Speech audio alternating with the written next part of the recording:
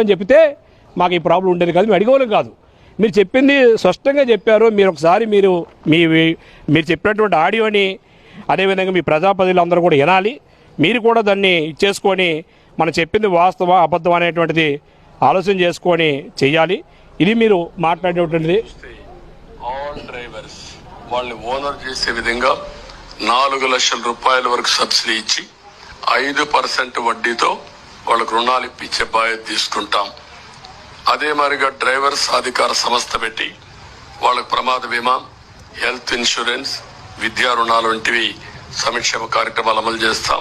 Badge కలిగిన ప్రతి auto driver కి, టాక్సీ డ్రైవర్ కి, ఈవీ లైసెన్స్ కలిగిన ప్రతి లారీ టిప్పర్ డ్రైవర్ కి 15,000 రూపాయలు సంవత్సరానికి ఆర్థిక సహాయం చేస్తాం. అన్ని కండిషన్లు చంద్రబాబు జగన్ మించిన కండిషన్లు పెడతా ఉన్నాం. ఇది సరైనది కాదు. నీకైనా జగన్ నయమైన రక్క అనిపిస్తా ఉంది.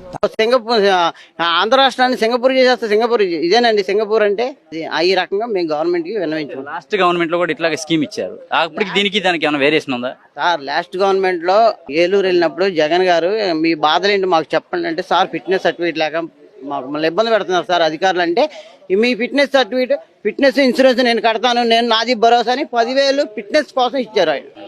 ఇప్పుడు అప్పుడు ఫ్రీ శక్తి పథకాలు ఏమి పెట్టలేదండి. బస్సుల జోలికి రాలేదు కదా. ఇది ఉచిత కరెంట్ కానీ, క్యాస్ట్ అని కరెంటు బిల్లు కానీ, గ్యాస్ బిల్లు కానీ, ఇంకోటి కానీ మీకు పెన్షన్ స్కీమ్ తగ్గిటాలు కానీ ఏమీ లేవు. 10,000 అంటే డ్రైవర్కి 10,000 ఇచ్చాడు. ప్రతి వాళ్ళకి వేసాడు. అప్పుడు మేము హ్యాపీగానే ఉన్నాం. కొద్దిగా రాష్ట్ర ప్రధాన కార్యదర్శి, ఆటో మోటార్ వర్కర్స్ రాష్ట్ర అధ్యక్షుడిని. చంద్రబాబు గారు ఎన్నికలకు ముందు చంద్రబాబు గారు వేరు, ఎన్నికల తర్వాత చంద్రబాబు గారు చాలా స్పష్టంగా అర్థమవుతోంది. అనేక రకాలుగా అనేక రంగాలకు సంబంధించి ప్రజలకు హామీలు ఇచ్చారు. అన్ని హామీలని ఇచ్చిన హామీ వేరు, అమలు చేస్తున్న హామీ వేరు. అమ్మఒడినే తీసుకుందాం, తల్లికి వందనం. ఇవాళ 25 లక్షల మంది విద్యార్థుల్ని అది వర్తించకుండా పక్కన పెట్టారు. అందరికి ఇస్తా అన్నాడు, అందులో 25 లక్షల మంది కోత పెట్టారు. పవన్ కళ్యాణ్ గారు చెప్పారు. ఏం చెప్పారండి? అలా నానేంటి కమ్యూనిస్టు ఎదజెండా పట్టుకున్నాడు. ఇదిగోండి ఈ ఎదకండవా పట్టుకుని ఏం చేశారని మెల్ల వేసుకున్నాడు. నేను కాదముక్కుడిని అన్నాడు.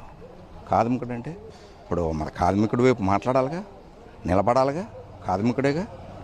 మరి నువ్వు కాదముక్కుడి వైపు మాట్లాడకుండా ఎదకండవా వేసుకొని పిడికిలు బిగిస్తే ఎక్కడ ముందుకు రావాలిగా.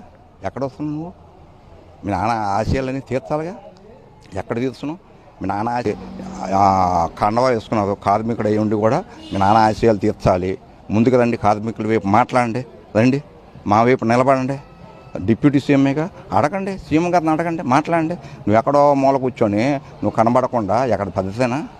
నిలబడండి, రండి ముందు. ఏ రోజు మనకి యాక్షన్ పెట్టలేదు.